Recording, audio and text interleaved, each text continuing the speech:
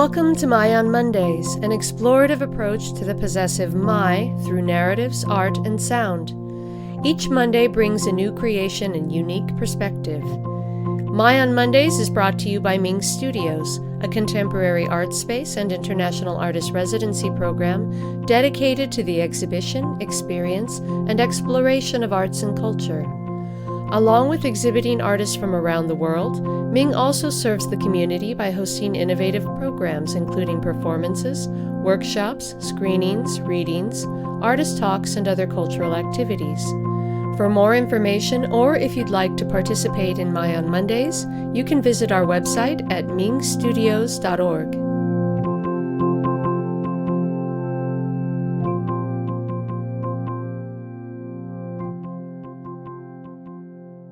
Hello and welcome to another episode of My on Mondays. Today's featured piece is by Jodeen Revere. Jodeen is an Idaho actor and writer and a regular contributor to MING Studios programming. Her first reading at MING in 2019 became the springboard for her one-woman show, The Persistent Guest. This darkly humorous story of her trifecta of cancer experiences, less than desirable relationships, and life philosophy premieres at Boise Contemporary Theater in January of 2022. In addition to her work on stage, in film, and readings of her personal essays, she's been part of 2 migration theory site-specific productions, S5 and Small Matters. You can listen to her earlier contribution to My on Mondays in Episode 8, My Getaway. Her piece today is titled My First Look Through a Pervy Lens. My first glimpse through a pervy lens.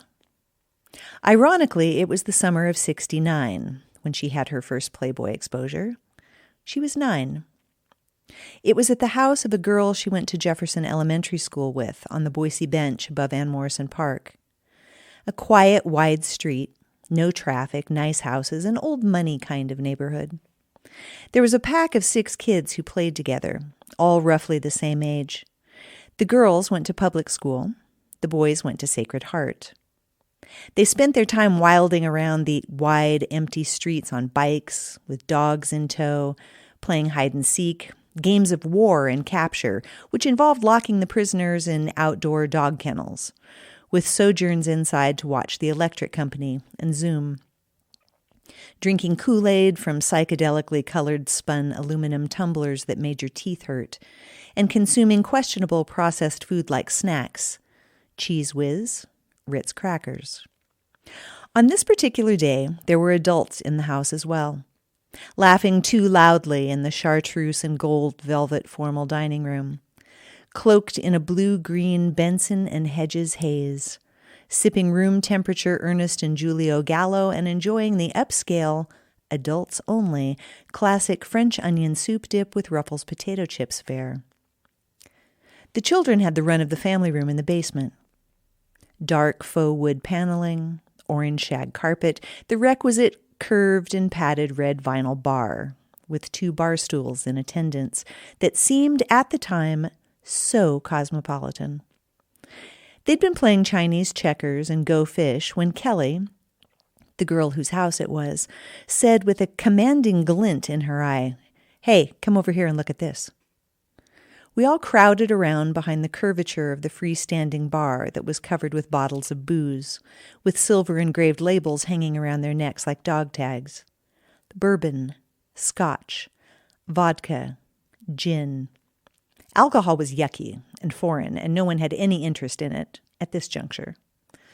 On the bottom dusty shelf, tucked in the back, were a couple of Playboy magazines. By the look on Kelly's face, one could discern that she had stumbled upon this taboo contraband a while ago. She knew there was some weird power in this discovery, but it was nothing more than an abstract feeling, her being 9 years old. She opened it to the centerfold, impossible not to do, as that is where the staples are, and they are placed there to help you waste no time by accidentally reading an interview or a short story. The red herrings placed within its pages to legitimize its presence in a family home. No, I only get it for the articles. The boys cackled and hooted, twitching spastically, jumping up and down. knowing they had something forbidden and adult in their clutches. An image that opened the door on a heretofore untapped emotion. No one knew what it was, but it was undeniably powerful in its scope. Kelly rolled her eyes. "It's my dad's. It's so gross." Her voice sounded strained, her smile too exaggerated and phony as if she might accidentally cry instead of laugh. She shrugged her shoulders after the big reveal. "Hey, let's go do something else." After a couple of minutes of tittering, pun intended, the boys lost interest and spun off like a pack of hyperactive squirrels in their Garanimals Bobby Brady striped shirts and rasping wide whale tan corduroys to set up the Hot Wheels track and crash cars. The girl was alone downstairs behind the bar. She took another heart-pounding, surreptitious peek at the beautiful woman caged between the staples. Her freshly formed 9-year-old brain and body were confused, overwhelmed. This woman, her name was Jenny. It said so in her profile. She loved her dog and pizza and the beach. Just like her, they were so much alike. But Jenny was old, 18, and beautiful like a princess. Long, honey blonde hair, wide, Bambi-eyed, long-lashed gaze. Mouth full, lips slightly parted, perfect, luminous skin, and she was naked. Naked except for a sheer, untied peignoir blouse masquerading as clothing. She was standing in a doorway, sunlight streaming in behind her, the Vaseline lens making everything soft, fuzzy, celestial. She was not human. She was perfect. The girl wanted her. She wanted to be her, and she wanted her.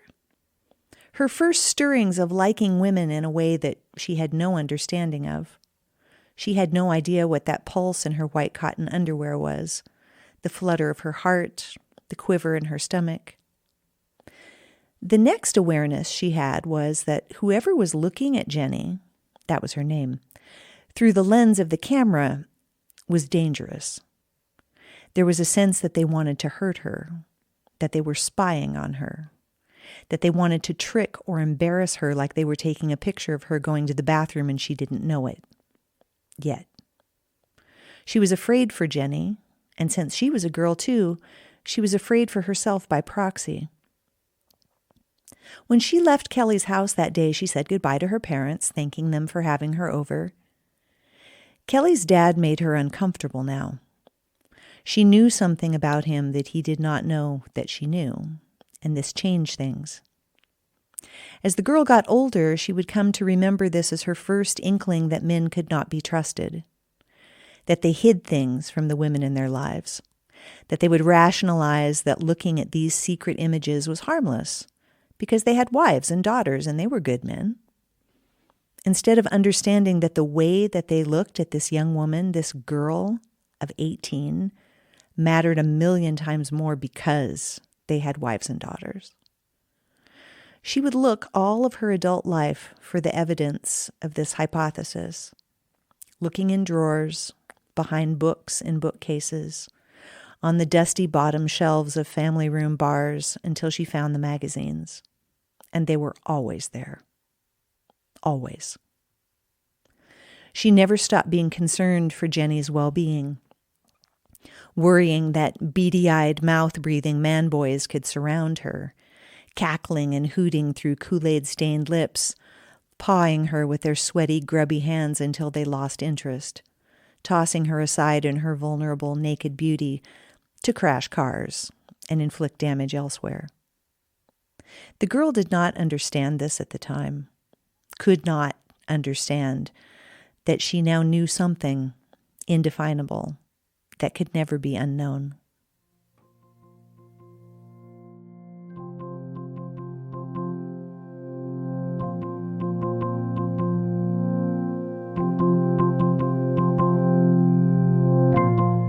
Thanks for tuning in today. We look forward to bringing you more episodes of My on Mondays in the weeks to come. Stay tuned.